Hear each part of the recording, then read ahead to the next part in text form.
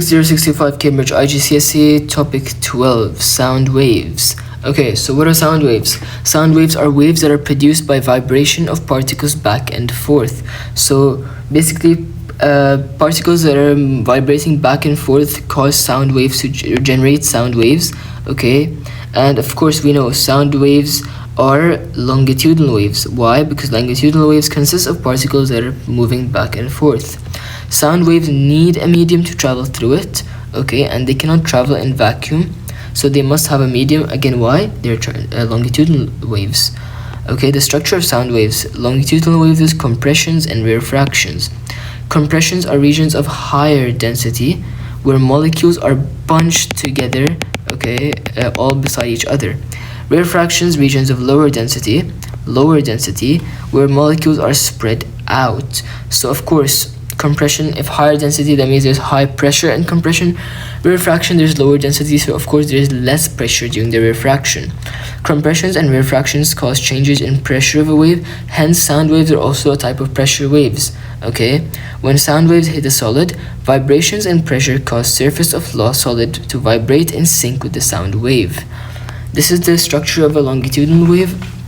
As you can see in the diagram, this is compression, regions of higher density and pressure. These are refractions, the regions of lower density and pressure. Okay. Speed of sounds in different mediums. In air is usually from 330 to 350 meters per second. Solid is usually 3000 to 5000 meters per second.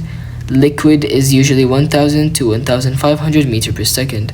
Sound travels the fastest in solids, number 1. Then the second is liquid, and the slowest is gases. Okay. Pitch and loudness. So basically, pitch is equal to frequency. The higher the pitch, the higher the frequency, and frequency is inversely with wavelength. Low pitch, low frequency, and long wavelength. So basically, pitch is directly to frequency and inversely to wavelength. So high pitch, high frequency, small wavelength. Low pitch, low frequency, high wavelength. Okay. Loudness and volume is equal to amplitude. High amplitude, high sound and volume. Small amplitude, less sound and less volume. Okay, again, amplitude is the distance from the equilibrium position to the trough or to the crest. Frequency is the number of waves passing a point per unit time. Okay.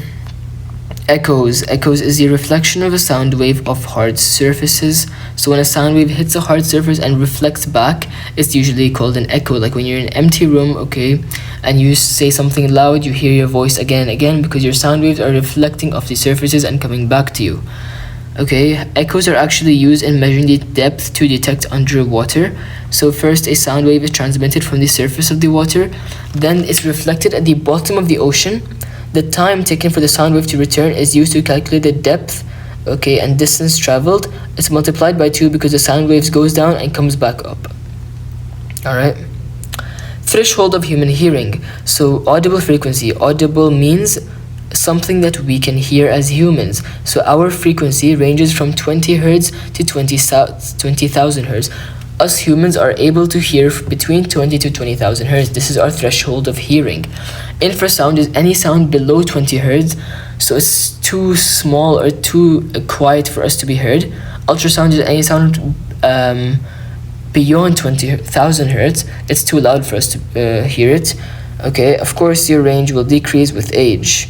Here's the diagram. So we are here. This is our human.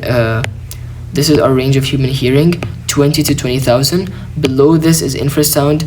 Below 20,000, 220. Beyond 20,000 is ultrasound. Okay. This is a quick question. Okay, so speed of seismic wave is 6 kilometers per second. Earthquake takes place 450 kilometers deep in Earth. S waves are received 30 seconds after the P waves. If the lambda of P waves is 1200 meters, find time for P waves to reach the Earth's surface. So we know that speed is equal to distance over time. Speed of 6, 450 is the distance. What is the time? Isolate time. Okay, time is equal to 75 seconds. Speed of S waves, again using the same formula, isolate for time. Time is equal to 450 divided by 75 plus 30. 450 over 105. Frequency of P waves. Frequency is equal to wave speed divided by lambda. So 6000 divided by 1200, 5 hertz. Applications and uses of ultrasound. So in the industry, we usually use ultrasound for checking cracks inside metal objects or for generating images between surfaces, like in ultrasounds. Okay, this is using ultrasound. We use it a lot in medicine, okay, for like ultrasound scans, especially for pregnant women, to generate images of the fetus in the womb, okay, or generating 2D images of the organs that are not surrounded by the bones. Okay, how the ultrasound works, the process is quite simple. So ultrasound to generate images of the fetus. Okay, a pulse of ultrasound is emitted by a transducer.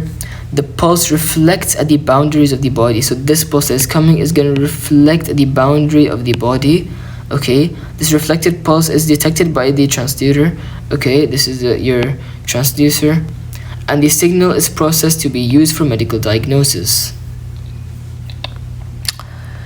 Alright, measuring speed of sound between 2 points. Okay, I'm not going to go through the steps because all you have to know is just this is going to be very clear in the exam. All you have to remember is just the formula. Speed of sound is equal to distance traveled by the sound divided by the time taken. For this one, measuring speed of sound, okay, again, you just use the formula. Speed of